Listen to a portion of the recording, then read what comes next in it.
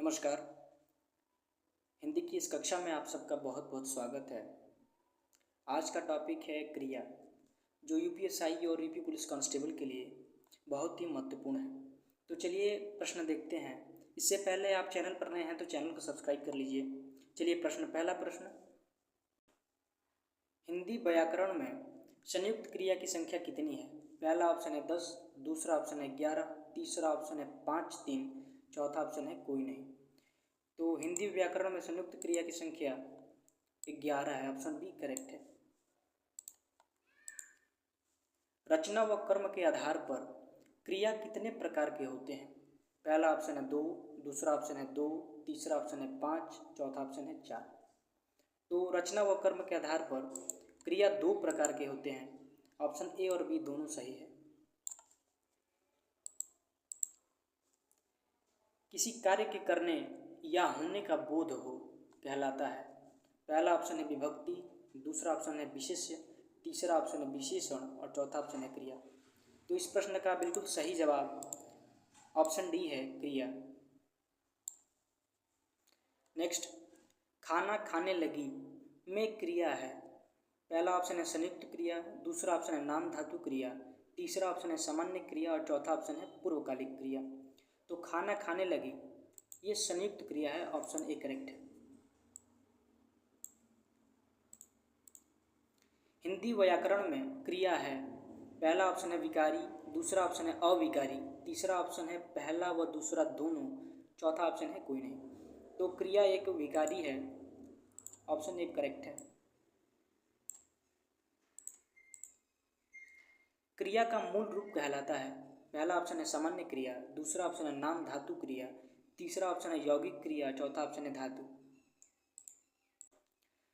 तो क्रिया का मूल रूप धातु कहलाता है, ऑप्शन बी करेक्ट है।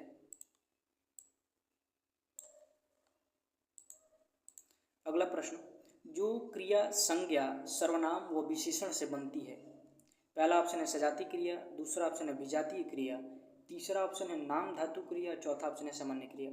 तो जो क्रिया संज्ञा सर्वनाम विशेषण से बनती है नाम धातु क्रिया कहलाती है, ऑप्शन सी करेक्ट है। चहचहाना हिनहिनाना कौन सा क्रिया है? पहला ऑप्शन है विधि क्रिया, दूसरा ऑप्शन है अनुकरणात्मक क्रिया, तीसरा ऑप्शन है संयुक्त क्रिया, चौथा ऑप्शन है कोई नहीं। तो चहचहाना हिनहिनाना अनुकरणात्मक क्रिया है, ऑप्शन बी करेक्ट है। चलिए अगला प्रश्न, राजा ने ब्राह्मण को दान दिया में कौन सा क्रिया है?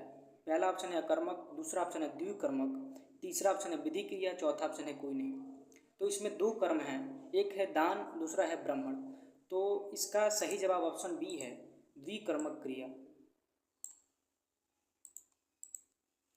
रचना व प्रयोग के आधार पर क्रिया कितने प्रकार के होते हैं? पहला ऑप्शन है 7, दूसरा ऑप्शन है 8, तीसरा ऑप्शन है 9, चौथा ऑप्शन है 10। तो रचना और प्रयोग के आधार पर क्रिया 8 प्रकार की होती हैं, ऑप्शन बी सही है।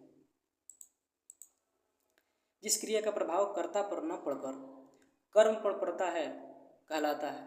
पहला ऑप्शन है सकर्मक, दूसरा ऑप्शन है अकर्मक, तीसरा ऑप्शन है द्विकर्मक, चौथा ऑप्शन है सभी। तो क्रिया का प्रभाव कर्ता पर न पड़कर कर्म पर पड़ता है कहलाता है सकर्मक क्रिया कहलाता है, ऑप्शन ए करेक्ट है। पक्षी उड़ रहे हैं में क्रिया है। पहला ऑप्शन है सजातीय, दूसरा ऑप्शन है सकर्मक, तीसरा ऑप्शन है अकर्मक, चौथा ऑप्शन है विधि क्रिया। तो पक्षी उड़ रहे हैं ये अकर्मक क्रिया है, ऑप्शन सी करेक्ट है। कृदंत क्रिया का निर्माण होता है। पहला ऑप्शन है धातु प्लस ना से, दूसरा ऑप्शन है धातु प्लस ला से, तीसरा ऑप्शन है धातु प्लस पा से, चौथा ऑप्शन है धातु प्लस बा से। तो कृदंत क्रिया धातु प्लस ना से बनती है, ऑप्शन ए करेक्ट है।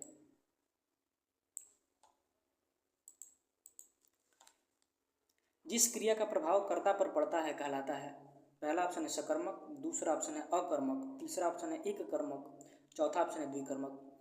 तो जिस क्रिया का प्रभाव कर्ता पर पड़ता है अकर्मक क्रिया कहलाता है, ऑप्शन बी करेक्ट है। वह खेलकर चला गया क्रिया है। पहला ऑप्शन है पूर्वकालिक क्रिया, दूसरा ऑप्शन है नाम धातु क्रिया, तीसरा ऑप्शन है संयुक्त क्रिया, चौथा ऑप्शन है कोई नहीं। तो पहले वो खेला है फिर चला गया, यानी ये पूर्वकालिक क्रिया है। ऑप्शन ए करेक्ट है।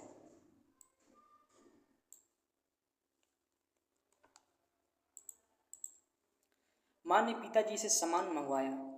पहला ऑप्शन है प्रणार्थक, दूसरा ऑप्शन है पूर्वकालिक, तीसरा ऑप्शन है संयुक्त, चौथा ऑप्शन है अकर्मक। तो माँ ने पिताजी से सामान मंगवाया, ये प्रणार्थक क्रिया है। ऑप्शन ए सही है।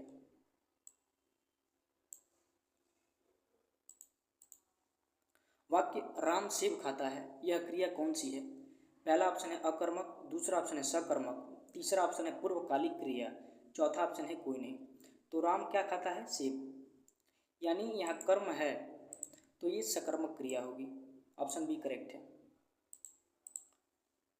हथियाना, चिकनाना कौन सी क्रिया है? पहला ऑप्शन है नाम धातु, दूसरा ऑप्शन है प्रणार्थक, तीसरा ऑप्शन है अकर्मक, चौथा ऑप्शन है संयुक्त क्रिया। तो इस प्रश्न का बिल्कुल सही जवाब ऑप्शन ए है, नाम धातु क्रिया।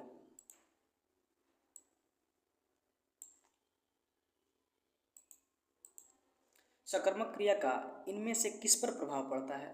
पहला ऑप्शन है कर्म पर, दूसरा ऑप्शन है किसी पर भी नहीं, तीसरा ऑप्शन है क्रिया पर, चौथा ऑप्शन है कर्ता पर। सकर्मक, इसका राइट जवाब ऑप्शन ए है, कर्म पर। निम्न में से कौन सी क्रिया प्रणार्थक क्रिया है? पहला ऑप्शन है जागना, दूसरा ऑप्शन है खाना, तीसरा ऑप्शन है बोलना, चौथा ऑप्शन है जिताना। तो प्रणार्थक क्रिया ऑप्शन डी करेक्ट है, जिताना। तो क्लास खत्म हुई और मैं उम्मीद कर रहा हूँ आपको अच्छा लगा होगा। यदि अच्छा लगा है तो एक लाइक कर दीजिए, चैनल को सब्सक्राइब कर लीजिए। धन्यवाद।